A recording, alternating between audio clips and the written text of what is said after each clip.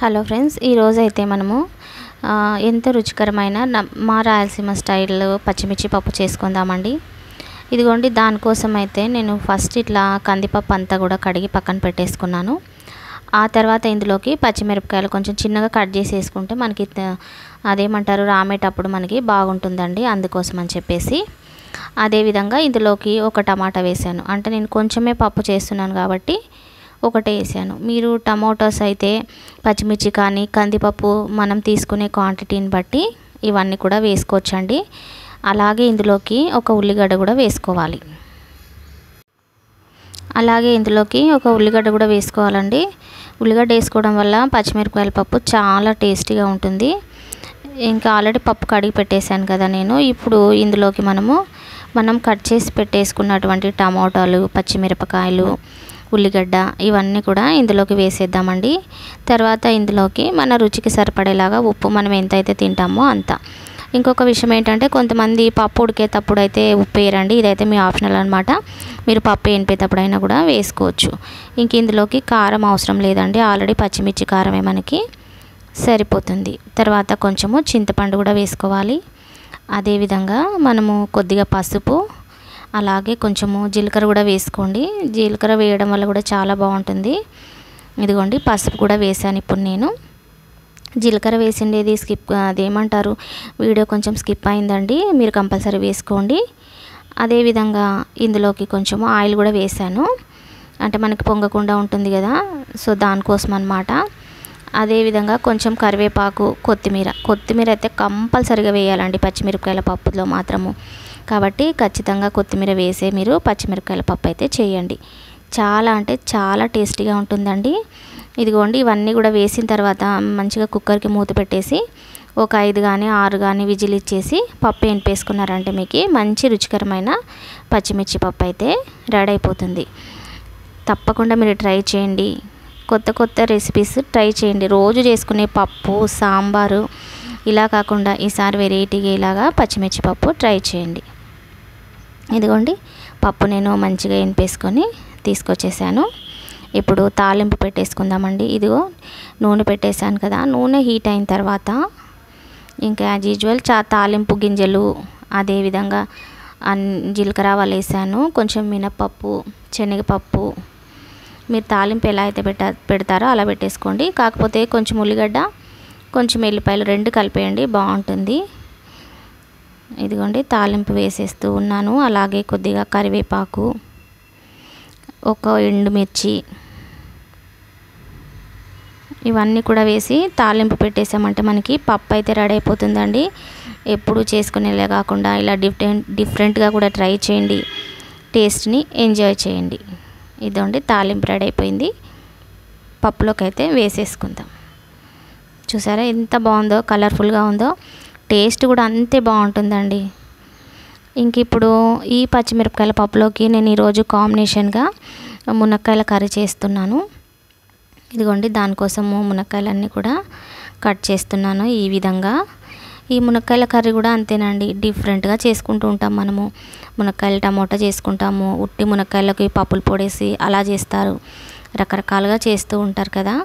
ఈరోజు నేను మీకు ఇంకొక వెరైటీగా చేసి చూపిస్తాను. ఎంత బాగుంటుందంటే మనకి గ్రేవీ ఇలాగే ఉంటుందన్నమాట. సూపర్ అండ్ టేస్టీగా ఉంటుందండి. సో రకరకాల రెసిపీస్ అన్నీ ట్రై చేయండి, టేస్ట్ని ఎంజాయ్ చేయండి. ఇంకా మనము ఇప్పుడైతే ఈ కర్రీకి కావాల్సిన ప్రిపరేషన్ అంతా కూడా చూద్దామండి. దీనికి నేను ఒక 2 టమాటాలు తీసుకున్నానండి. అలాగే 2 ఉల్లిగడ్డలు తీసుకున్నాను.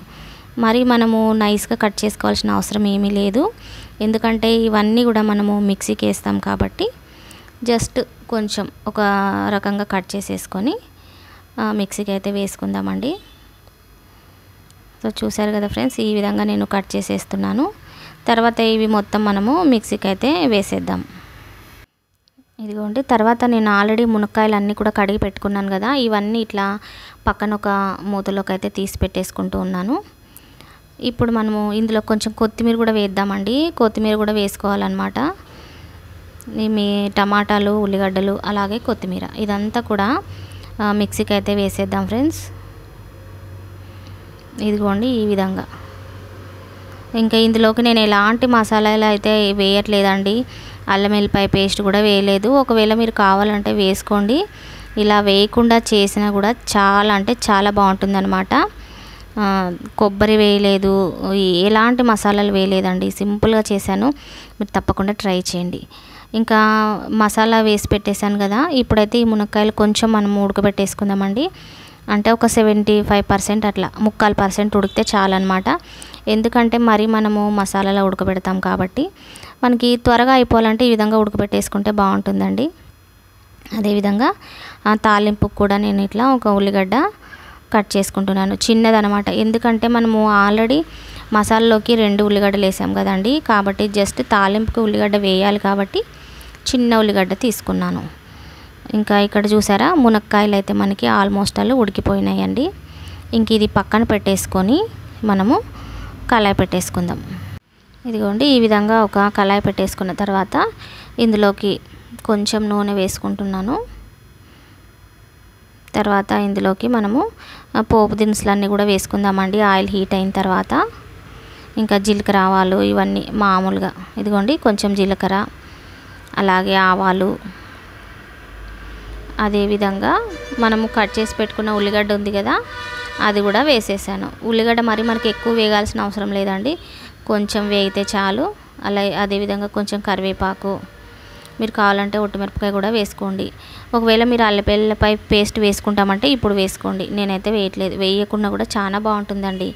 ఎలాంటి మసాలాలు లేదు ఫ్రెండ్స్, ఓన్లీ ఉల్లిగడ్డ టమాటా అంతే, కొంచెం కొత్తిమీర. ఈ మసాలా పేస్ట్ ఉంది కదా మనం ఆల్రెడీ మిక్సీకి వేసి పెట్టుకోండి, ఈ పేస్ట్ అంతా కూడా ఇందులోకి అయితే వేసేద్దాం. ఇదిగోండి ఇలాగా. అలాగే కొంచెం మిక్సీ గిన్నె కడిగేసి ఆ వాటర్ కూడా వేసేద్దాం. ఇదిగోండి ఇలా. ఇప్పుడు ఇదంతా ఒకసారి బాగా మనము కలియబెట్టేస్తామండి. ఇదిగోండి ఈ విధంగా. ఇందులోకి మనము కొంచెం ఉప్పు, కారం, పసుపు ఇవన్నీ కూడా వేసేసుకొని ఆయిల్ అనేది బాగా పైకి తేలేంత వరకు మనము సిమ్లో పెట్టి ఉడికించాలి. మన రుచికి సరిపడేంత కారం, మన టేస్ట్కి సరిపడేంత సాల్ట్, అలాగే ఇదిగోండి కొంచెం పసుపు వేసాను. ఇప్పుడు సాల్ట్ వేస్తున్నాను. మీరు ఎంత తింటారో అంత వేసుకోండి, మన టేస్ట్కి తగ్గట్టుగా అనమాట. ఎందుకంటే ఉప్పు కొంతమంది తక్కువ తింటారు, కొంతమంది ఎక్కువ తింటూ ఉంటారు కదా, అందుకోసం అనమాట. ఇంత అని చెప్పలేము కదండి, మన టేస్ట్కి తగ్గట్టు మనము ఉప్పు కారాలు అయితే కంపల్సరీగా వేసుకోవాల్సిందే. కొంతమంది ఉప్పు చాలా తక్కువ తింటారు, కొంతమంది బాగా తింటారు, అలా అనమాట. కొంచెం నేను ధనియాల పొడి ఒక్కటి వేస్తున్నానండి, ఇదైతే ఆప్షనల్ అనమాట. మీరు ధనియాల పొడి కావాలంటే వేసుకోండి, లేకుంటే అవసరం లేదు, అలాగే బాగుంటుంది. చూసారా, ఇంకా ఈ ధనియాల పొడి కూడా వేసిన తర్వాత నేను మంచిగా సిమ్లో పెట్టేసి ఆయిల్ బాగా పైకి తేలేంత వరకు మనము కాసేపు ఉడికించాలి. ఇదిగోండి ఆయిల్ అంతా బాగా పైకి తేలి మనకి గ్రేవీ అంతా ఇట్లా దగ్గర పడింది కదా.